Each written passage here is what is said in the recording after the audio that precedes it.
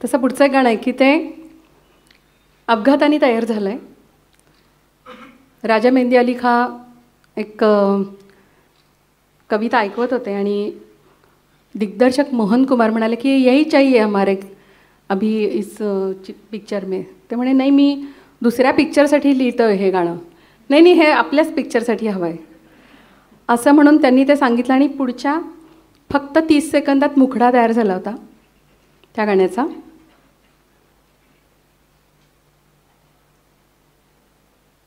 आणि आपण जेव्हा आता ते गाणं ऐकतो त्यातली इंट्रिकसीज ज्या आहेत किंवा गायिकेच्या दमसासाचा अक्षरशः म्हणजे परीक्षा असावी अशा पद्धतीचा, लताबाई असल्यामुळे प्रश्नच नव्हता.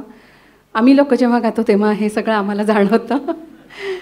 पण अंतरे जरी सेम असतील तरी अर्थाप्रमाणे त्यातले जे बारीक बारीक बारीक पॉझेस आहेत ते किती छान येतात.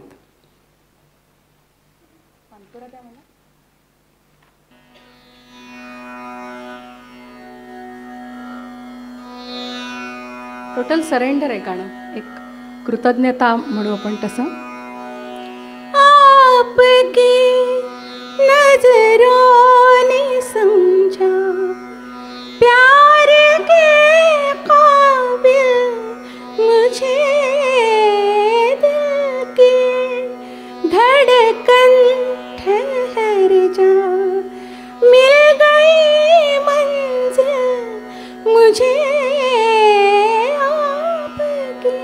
आता मुझे नंतर इथे पॉज नाही आहेत, स्टेटमेंट संपलं झालं माझं काम असं नाही आहे. मिल गई मंजिल मुझे आपकी नजरोने समजा इथपर्यंत तो दमसास आणि दीदींच्या आवाजाचा जो लगाव आहे ना तो इतका ऐकण्यासारखा आहे. पुन्हा तिन्ही अंतरे सेम आहेत पण जी जी हमें मंजूर है त्यानंतरचा एक कॉमा जो आहे ना तिथे तो पॉज येतो आहे. जी हमें मंजूर है आपका ये फैसला, जी हमें मंजूर है आपका ये फैसला.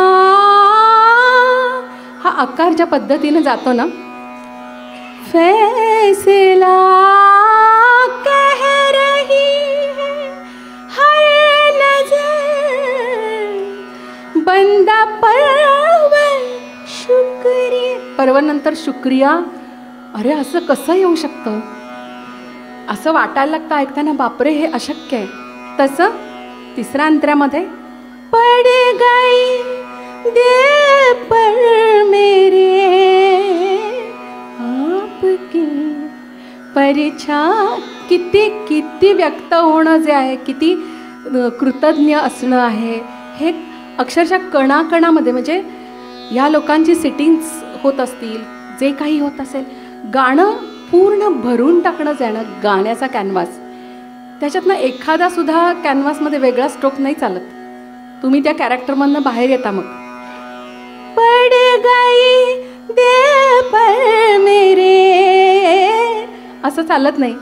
पड गई दिल पर मेरे आपकी. हा सगळा इतकं डेलिकेटली व्यक्त होणं जे पूर्ण गाणं. आणि त्यावेळेला सलग रेकॉर्डिंग व्हायची, चुकण्याची गुंजाईशच नाही. आणि सगळेच वादक गायक काय काम केलं आहे ऐकूया आपण.